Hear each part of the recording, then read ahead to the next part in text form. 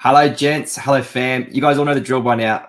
It's ad read time. We're talking bear nuts, well, all things nut care. So we've got bear nuts. TMac, you've got the sugar nuts. You got the smooth nuts. You got the wood. Danny boy, you've got the comfy nuts. I think you're rocking it right now. Comfy nuts. Let's go. And also, there's bear butts getting around out there. I think that's marked for your next package that you're going to get, TMac, because you've actually got a lot of hair loss coming up in your future because you're shaving your head this week because you lost the lock of the week. But Any Given Sunday Australia podcast, we're happily supported by the crew at Nutcare. Obviously, their flagship sort of product here, Bear Nuts. They support us by you, the user. If you put the code Any Given Sunday in at the checkout, 10% discount is automatically applied to any of your purchases through Nutcare. We all know they're voted #1 in Men's Healthcare magazine. They're bringing male grooming to the modern man. Get around them, Nutcare.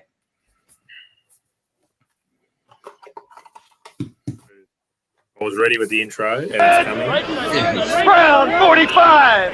Brown 45! Hot, hot, hot, hot, hot, hot! You are listening to Any Given Sunday Australia. Yes, hello and welcome to the Any Given Sunday Australia podcast, the #1 podcast in at least 3 households, 1 studio, NFL Australia head office, NFL head office over in America, we'll say, Gridiron Australia head office, ABC headquarters, Pro Kick headquarters, warehouse carts. Can I be cheeky? Because we're very good friends with our mates at Pro Kick, maybe in Santa Clara now. Oh, yes, definitely. Definitely. I will get to that. Oh, no, fuck it now. We'll say it now. Huge shout out to Mitch Wishnowski, who is representing Australia in the Super Bowl. Second. That's what we had 2 last year, another one this year. Huge for the program, huge for Australia. So shout out to Mitch. Well, it's the Wizards' second Super Bowl, is what I was getting at. It is, and hopefully he kicked it off last time, so hopefully he gets to kick it off again and start the game. Joining us, as always, the ever-reliable, in his basement, wherever that may be, at Tim Cardy, AGSAU TC24. How are you, mate? Hey, mate, I'm great. Obviously, sorry, I rattled you a little bit. I'm staying on you with the shaving the head thing. You weren't ready with the intro there, but yeah, look at that. Those locks are going this week, people. I've been assured this week. Yes. So I'm not letting it go. Pro Bowl week is second to Chrome Dome week. Let me know. Tell you about we're in it. We're in it. We're living Pro Bowl week. So any moment now. And our junior boy turned very well senior boy at Danny Webb, AGSAU. How are you, mate? Oh, always good, man. Championship week was fire. And now we just look forward to this. You know, Chrome Dome week is what we've all been waiting for. All season long, we've been waiting for Chrome Dome week. Build the hype. I have a nice forehead, so hopefully the rest of the head follows with it. You wear a hat every day anyway. What's the difference?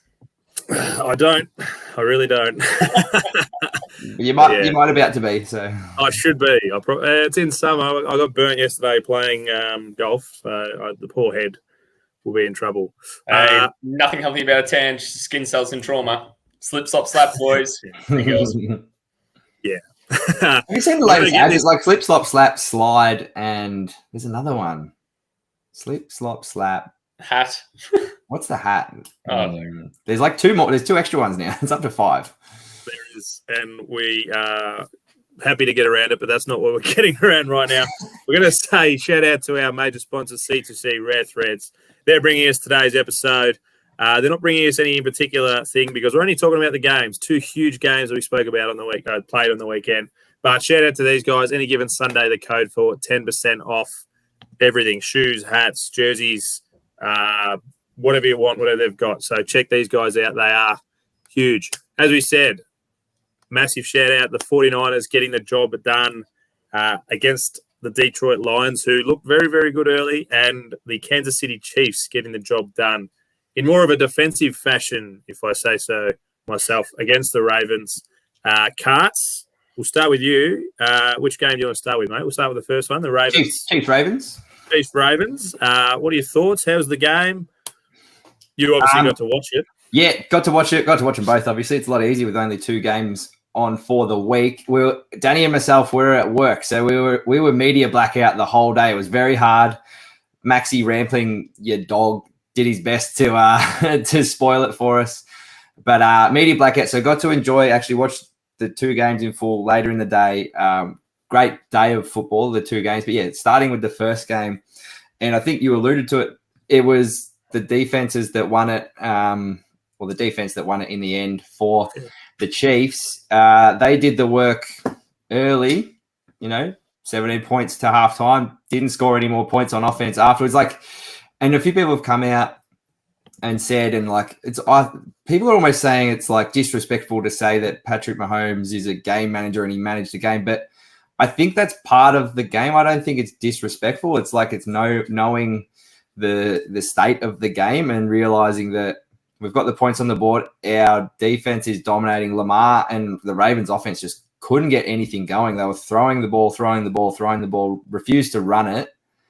And so I think it shouldn't be seen as a slight at Mahomes that he did manage the game for the second half. They just did what they needed to do. Didn't turn over it, just look after the ball, 3-4 and out and get out of there and let the defense do their thing. So definitely not a knock on Patrick Mahomes. I think if anything, it's another string to his bow that he can just sort of sit back and recognize if the defense is dominant and on top like they were, he can just slot in, play his role, and just play just smart, sensible football. So I thought that was pretty good and pretty telling from the Chiefs.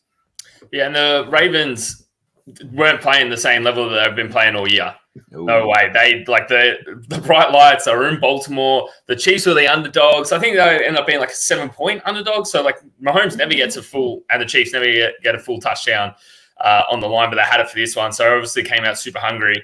Like you said, I think they're up 17-7 at half time. And then only let Baltimore get one more field goal in there. Lamar obviously threw an interception. I think he was sacked 4 times. The O-line just wasn't quite there. Zay Flowers, for everything he did right, did a lot wrong. And then the Baltimore were just giving away penalties left, right, and center. That was the other big thing, wasn't it? Super undisciplined. Yeah. So, I don't know. Obviously, you heat of the moment, whatever, but you can't stand over a player and taunt, no matter what they're doing. It is very, very clear in the rules you're going to get sent back. And that was one of the biggest plays of the game. It could have been momentum changing. That would have swung it. It would have swung it. If it wasn't for that. But yeah, Mahomes and Kelsey, yes, okay, it was mainly in the first half, but that connection, 11 receptions, 116 yards for Kelsey, it is 100% back, and he was ecstatic the whole game. You could tell that they're just switched on. Pacheco still had 24 carries for 68 yards. They were just doing everything they possibly could to get past this elite Ravens defense like it was all year. But everyone's they only got 17 points. You can't put all the weight on Mahomes' shoulders. Well, okay, the defense stood up. They're a more complete team now than they were last year and the year before that, because their defense has actually stepped up, and it isn't just the Mahomes show. So let's give the Chiefs a bloody round of applause for what they've done, rather than trying to shit on Mahomes for managing the game. Let the defense come in good. Rest. It's smart gameplay, and it was incredibly well called by Andy Reid. What about the play by Snead on Zay Flowers again? Obviously, he's going to cop a bit of the heat for a couple of things that he was involved in, and he was pretty devoed after it actually injured his hand because he punched the bench or something like that. But the play by Snead, turning a certain touchdown into a touchback, ball go back to the Chiefs, just little moments like that, just incredible game from the Chiefs defense. And everyone was going oh, it's scripted. The Chiefs are back in it because they want, they want Taylor Swift at the Super Bowl. And that's why all the penalties went against the Ravens. But the Chiefs copped 2 major penalties for holding calls, which actually would end up in a touchdown for Rashee Rice. Just before the half, yeah. Just before the half would end up in another touchdown. So they would have been up even further. But they look at the penalties that the Ravens gave away. They were blatant. They were obviously there. You can't argue that they weren't there. And the ones that the Chiefs got were there as well. They were throwing flags because flags need to be thrown. Just play the game fairly. I love this. You 2 boys are just fucking at it. This is great. I'll just sit back and I'll rest my voice like the offense rested for the Kansas City Chiefs. They say, he just managed the game. Is not every quarterback a game manager? Yeah, that's kind of my bugbear about it. They kind of are. Yeah, you still need the explosive plays and things, but you're managing what's going on. You're taking what the defense is giving you. That's all part of it. I think it's just become a bit of a almost a derogatory kind of negative term for quarterbacks that maybe don't do that much and are just system quarterbacks that just, throw their checkdowns, all that sort of stuff. Like they don't do anything too explosive. But I think it's a huge part of it. And I would take it as a big compliment because you're taking like everything that the game's giving at you and you're still progressing your offense. Like I would see it as a huge compliment. Well, and Tom Brady, his knock for his 23 years was he's a game manager and he won 7 Super Bowls. So I'll be a game manager. What a shit way to go about it, just to be the greatest of all time. Yes. We say that the defense has stepped up, but I reckon since, halfway during the year, the defense has been the number one side for the number one team on the Kansas City Chiefs. Like since your Raiders got the job done in that horrific weather, carts late. It was Christmas.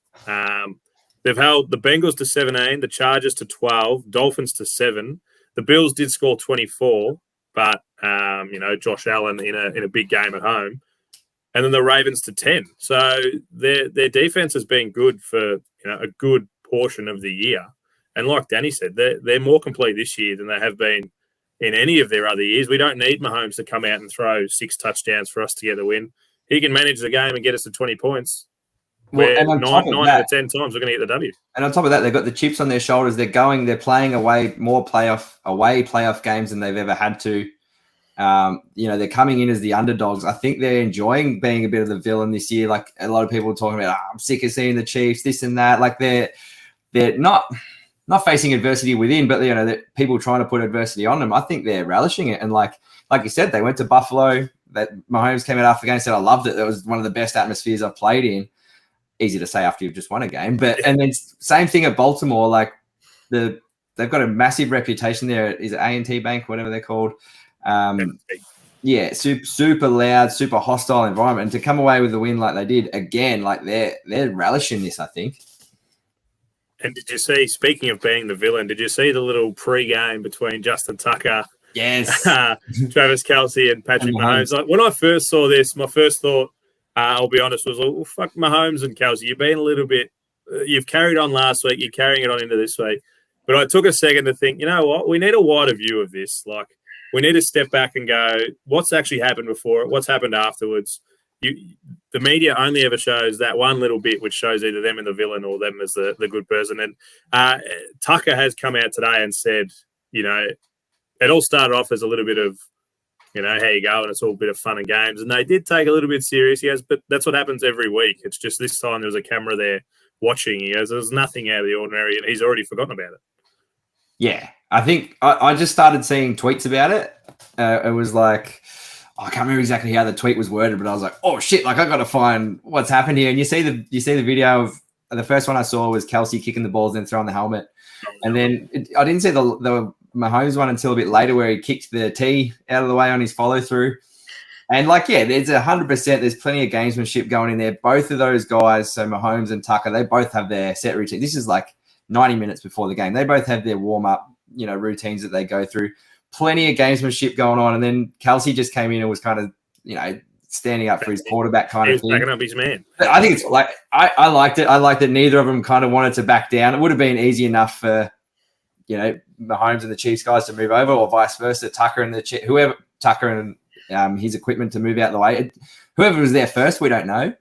And that's what I was saying. You got to take it. We don't know what happened before it. Yeah. So it's easy to come in and go, oh, Tucker, you're an arrogant bastard, not moving, or then be like, or Mahomes and Kelce are being dicks to Tucker. Like you can look at it both ways, but I just thought I thought it was good. No one really backed down. Good little bit of gamesmanship, and like a few people have said, like, geez, what are you thinking firing up Mahomes before a game like that? Well, he doesn't need any more motivation, but it was good. Also, they go, you don't want to fire him up. He's hit one from 65 before. Just an extra little wrinkle. Wow, and here, exactly, Tucker's Tucker. Like, he's going to hit him from anywhere, so... Yeah, but there was a bit of spice, Danny, did you see before the game? It's probably a little bit of more than just gamesmanship coming into the game. A few tweets and things like that. Are you surprised that the game was probably nicer than what it looked? In what sense? Well, there was a few penalties. Obviously, the biggest one was Zay Flowers for a bit of flexing, but there was a little bit of push and shove, but I would have probably expected a little bit more. Yeah, with the stakes being so high, they'll probably, or everyone was like, you know what, we're super fired up about this, but let's just do it on the field rather than push and shoving. Because, you know, getting those penalties could have potentially cost either team the game if it had gone a little bit further. Possibly did. I don't know. I feel like anyone who's going to blame the penalties on the Ravens losing probably didn't watch the game in full. There was a lot more to it than that. But yeah, if there was any more penalties thrown, maybe. Then we can start having that conversation. Yeah. What about to finish off, like Guts was saying, they're throwing the ball around everywhere. To finish the game, it just didn't look like the Ravens had anything going forward. They couldn't muster anything, and then it got done by a pick throwing into, you know, triple coverage on Likely in the end zone. Likely's like, I'm free. That's 3 players on you, man. What do you do? He wasn't free. Yeah, just not the ideal way to win the game, but it kind of seemed like they were hanging their heads a little bit. Anyway, like I felt like with the amount of pressure that the defense was putting on, and you know the amount of time they spent on the field, it was just like there was so much pressure. There was just so much pressure, and I felt like the Ravens were feeling it. Yeah. And they were, and that showed 100%.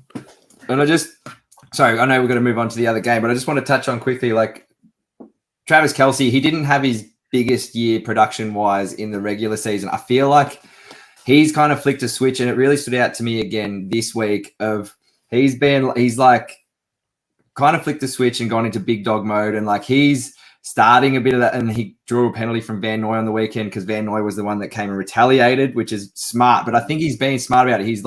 He's pushing guys late. He's like hitting them late, like being that kind of antagonist big dog. You always hear people talk about that, you know, if you're getting pushed late, guys are pushing you down to get up late. Like ex-players are always like, oh, geez, you know, in for a long day here. I feel like Travis Kelce's really taken on that role in the playoffs. And as a result, his production has kind of gone up as well as the connection's kind of back with Mahomes. But I just really noticed that he's been like that, really taking the initiative with the argy-bargy and all that sort of stuff. And like, that's the Chiefs. That's the bright lights Chiefs that we love to see. Have either of you boys thought about, I was thinking about this since the game, do you think during the middle of the season, the Chiefs were almost like, obviously the defense turned around and that's like helped them finish out the end of the year, but most teams that go to the Super Bowl, win the Super Bowl, have a massive Super Bowl hangover. Do you think that the Chiefs, like, you know, double drop some Nurofen halfway through the season, absolutely managed their hangover? Because they kind of did, like, because I don't think they were playing to their absolute elite level for majority of the season. Yeah, okay, they were still beating teams. They were still 11-6. But I don't think they were playing to the absolute elite level. And we've come to the playoffs and they've flipped the switch and they've gone back to that elite team that we knew they were. Do you think at any point during the season they were managing that Super Bowl hangover, or do you think it just took them this long to get over it? Well, and it's kind of like, and it goes into that point of people on the other side, like kind of knocking Lamar now, like, yeah, regular season MVP, postseason in the playoffs, like can't get it done, whoop-de-doo. I think the Chiefs are like, they know they just do enough, get to the playoffs, and then they become who the Chiefs are of this dynasty of the Mahomes, Reed, Kelce era. So I think you're right. I think they kind of manage it enough, manage the hangover through the year, just slowly maybe get a little cheesy and when you're starting to feel good, pump some water and a few Nurofen. All right, I'm ready to go out. I'm ready to get hurt again. So I think they had a beer, hair of the dog, and they're back. Like, I think you're exactly right. Like, they just manage it throughout the year, get to the dance, and now they're dancing with everybody. I'm a Powerade Nurofen man myself, but I agree. It's not like they're bored, but they're just kind of coasting through the season. Get to that. They still went 12-5. Like, certainly not bored. They just know when the important football is. Yeah, when the lights come on, that's when, like you said, Kelce, who's just passed Jerry Rice for the most receptions in postseason history. So he knows when the lights are on and when it's time to shine. So absolutely, I do think that they were just, you know, let's just get to when the games mean the most, and then we'll turn it on for sure. As you mentioned, Cardi, we have another game to talk about. Another game that was a bit chippy, which I liked. And I reckon there's a little bit of a rivalry starting there as well. But San Fran become the first team in NFC Championship history to overturn a 17-point deficit, and they did it all in the second half. They were useless the first half. They turned it all around the second half to get a massive win. Danny, we'll start with you. You got to watch it at work later on. I didn't know you two were at work. I'm just finding that out now. Huge game. CMC turns it on. Brock Purdy just manages the game like he does. But they walk away with the W and move on to the Super Bowl. Yeah, and absolutely was a bit of a rock party for parts in there, but couldn't have done it without McCaffrey. He looked like, just chucking on my Dr. Danny's hat for a second here, and then I'll go into the game. In that last, drive to get down to when they scored that final touchdown, he kind of like breakdanced on his head, like scattered on his head and damaged his neck to the point where he could have scored a third touchdown there, but actually sat out. He said, no, I need one. He said, no, he's like, I need this. And that's huge for McCaffrey. So hopefully he's all good. Like, he's got 2 weeks to recover, because you want to see the full 49ers against the full Chiefs side. But yeah, anyway, back to this game. Like you were saying, it was 24-7 at halftime to the Lions. I was like, the Lions are going to do this. They were looking strong. But whatever happened at that locker room to get it to turn around, it was absolutely huge. So then in the third quarter, the 49ers chucked 17 points on the Lions and then followed up with another 10 points in the fourth to get that victory of that 34-31. Incredible game once again. Like you said, Brock Purdy I tipped the Lions. If everyone didn't see my amazing graphic that I made up there, I definitely tipped the Lions. And I thought after the first half, I was like, all right, here we go. They're going to get this done. They're going to get to this Super Bowl that they've been so hungry for. But the 49ers, being the 49ers that they are, always up there, always strong.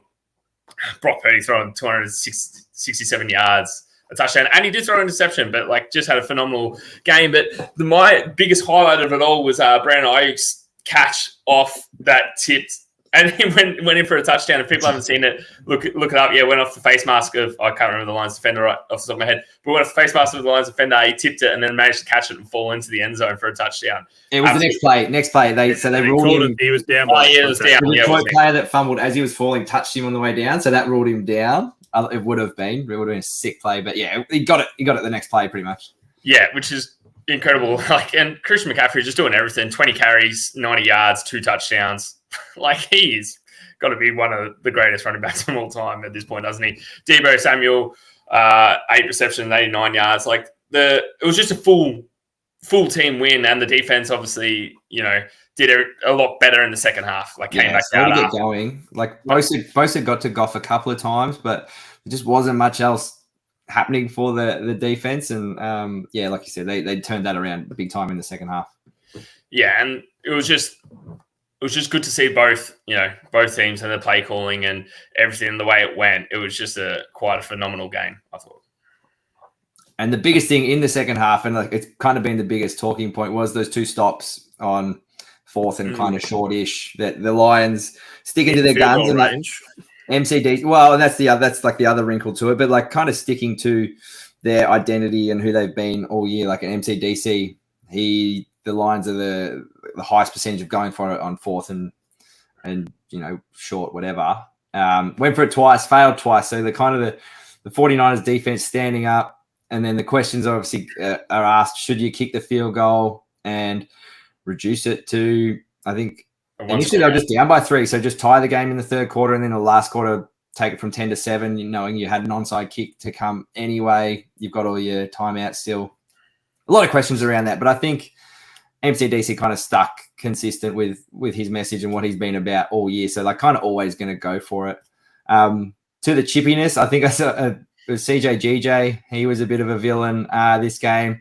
I saw, a nice little wave to the crowd, interacting with the crowd. Went very, very early. Oh, came back to bite him. Who would have thought? Oh, that's so weird.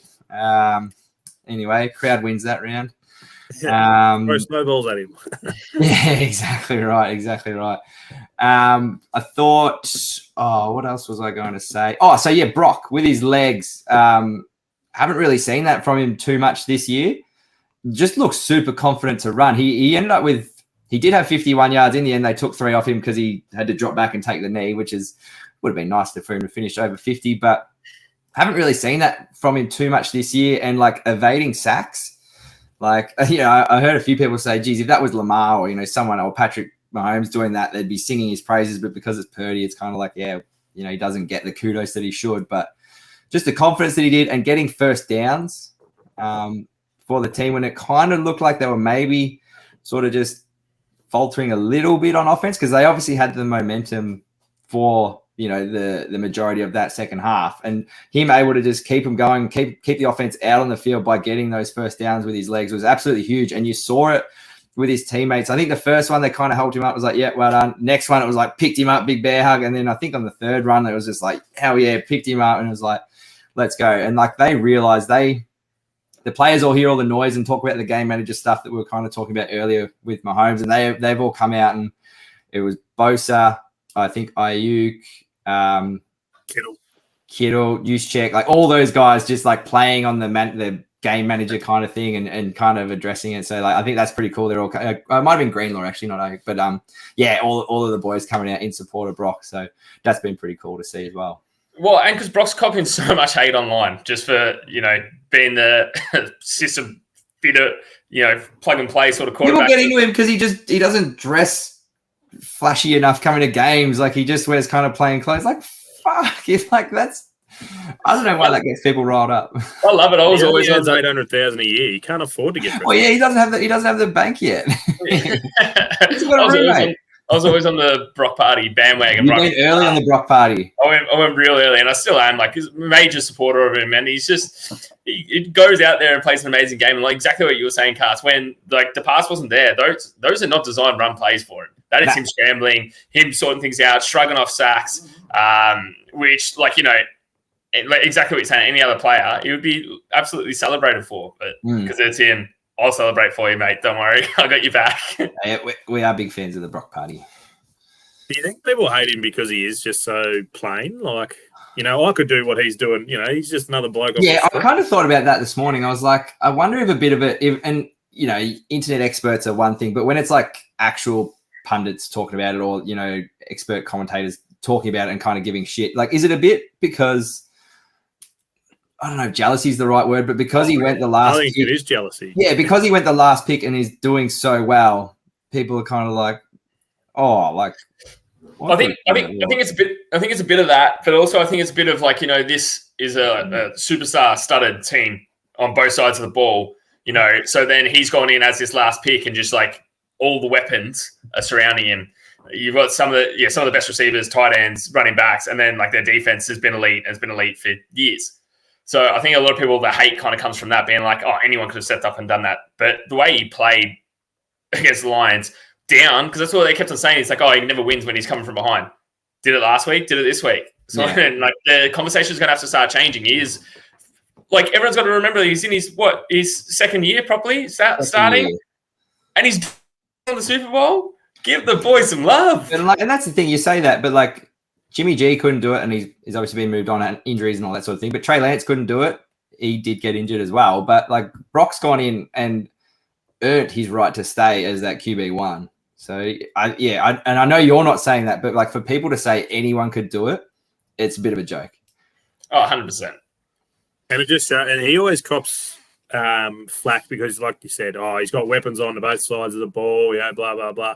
But that just it goes to the fact that if you can hit with a rookie QB he's on $900,000 a year, he's got $40 million to go. You can afford to put the weapons out there. Exactly. Yeah, right. We can make Bosa the highest paid defender. We can go and get, keep Kittle and get Ayuk and, McCaffrey halfway through the year and pay him. That's watch out for CJ Stroud and the Houston Texans the next few years. Like they are going to load up, and so they should. And I said that to my barber Mikey this morning. Shout out Shorty Shorts in Collingwood. Mike. If anyone needs a trim. I was speaking. No, we'll do yours ourselves. I was explaining to him that he is on under $1 million. He's like, no. I was like, he's on under $1 million against Mahomes, which is like, upwards of the $50 million mark. There's AFL players making more than him. The discrepancy between the quarterbacks is insane, which is like, it helps San Francisco to build that team because they've got more money to spend. Yep. And we've seen it in the past, the Legion of Boom with Russell Wilson, he was on a pittance and they were able to do that. And it showed as soon as he was, commanding big money, Legion of Boom broke up and, Russell Wilson went to, Denver. So it'll be interesting to see what happens because the fact that he's made the Super Bowl, if he can win a Super Bowl, Oh no! That was going to be really pointy. I'm back. I went somewhere, but I'm back. Am I there? Yeah, you're back. Can you hear us? Oh no, you can't hear us. I can. No, we're back. Oh. I'm good. We were due for some technical issues. Technical dramas, but apologies to anyone who's just listening. TMac just dropped out. It's been too good for too long. And he's back. Yeah, so in a couple of years' time, they're going to face that problem when he's commanding that kind of money as well. Yeah, and like, you know, they're going to be ready to address that when it comes, but, you know, enjoy the sun while it's shining. Yeah, absolutely. I reckon we've covered. It was interesting to hear as well. So just touching on the Lions, because like, you know, a phenomenal run for them to get to where they were. It was interesting to hear MCDC come out as well and say like, this was as easy as it's going to get. It's only going to get harder from here. Like, you know, trying to rev up the boys and like, you know, start getting ready and start thinking about next year because there's going to be some changes. Well, and that's multiple factors because, yeah, like you said, you got to motivate the boys. You're going to be hunted. They've just, I think as of today, they did keep Brian Johnson, their OC, and I think their DC as well. DC is not 100%. Oh, DC not set in stone yet. Okay, but that goes a long way. Like, and I don't like to open old wounds, Danny boy, but look what happened when you lost your DC and your OC. Things were just different for you guys. It's a lot harder, and you're still hunted. You're still as hunted as much because you're still a good team, and then you lose that consistency of your OCs and your DCs, and it just makes it so much harder. So the fact that they could keep Johnson, huge. If they can keep their DC as well, that'd be amazing. But yeah, a lot of factors. It's just going to be harder for the Lions to get. It's not a guarantee they're going to get back to a championship game again. Yeah. Most fans of teams, like, you know, miss star players that leave, like, you know, the Chiefs miss Tyreek Hill or whatever. I'm just like, bring back Shane Steichen, our savior, please. Yalen needs him. You make a great point as well that they finished the top of the division. So next year they're versing the number ones of other divisions as well. Yeah, so exactly. Strength of schedule. Like we didn't even touch on everything gets that little bit harder. So the fact that I love that he was so honest to be like, boys, like this could be the last time that we ever come here. Because I don't think it will be, but yeah, you know, we're not trying for that to be. But I think he's been honest. Like that's one of the things he's been consistent with throughout his 3-year tenure so far too. Is his honesty, and like that goes such a long way to building that culture and the thing that the good stuff that they've got rolling at the moment for the Lions. So if he can keep that up, that goes a long way to reloading for next year and having another shot. I look forward to a long rivalry between Jordan Love and the Detroit Lions, I reckon. That's the Lions division now, mate. You just sit back and let them have their time. Nah, we'll win the division next year. You watch. Okay. Just saying. Okay. Just saying. I'll pull your money where you It ain't about you. Come on, move on. It is. It's always about the Packers. Anything else to add about the games, boys, or about we're going to cover the Super Bowl obviously next week. I don't think there's much to say about the Pro Bowl. Are you going to watch? I'll try and see some of the skill stuff. Like that's always a bit of fun, but you know, we'll see how we go. The weekend, I've got to mow the lawns. We'll see how we all know we're all just looking forward towards Chrome Dome week, and that's what we're looking forward to is up here for you, mate. That's the more important part than the actual Pro Bowl itself, is to see the feathers fall on the floor. That's it. Maybe the only thing worth mentioning, it's down in Orlando, in Florida, so. That'll be a bit of fun for the players involved, at least. Yeah. Yalen got the big old call up as well to replace Brock Purdy because he's still going. There you go. All right, that's nice. So, which is always good. Always good. You know, he needs maybe does like a little revival thing and plays out of his mind. Maybe like a Derek Carr. Yeah, I was going to say it was Carr, wasn't it? That he found his mojo again. Got himself a big old contract because of it. Yeah. Absolutely. All right, boys. Well, enjoy the weekend off. No football to watch, unfortunately, but big week coming next week. So hopefully you come in fit and firing.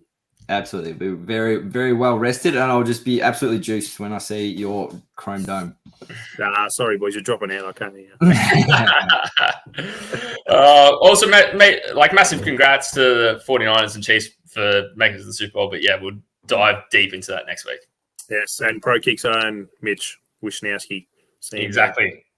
All right, boys. A little whisper that Pro Kick boys are heading over, maybe? Ooh. Up here for knowledge. All right, boys. See you, fam. Bye.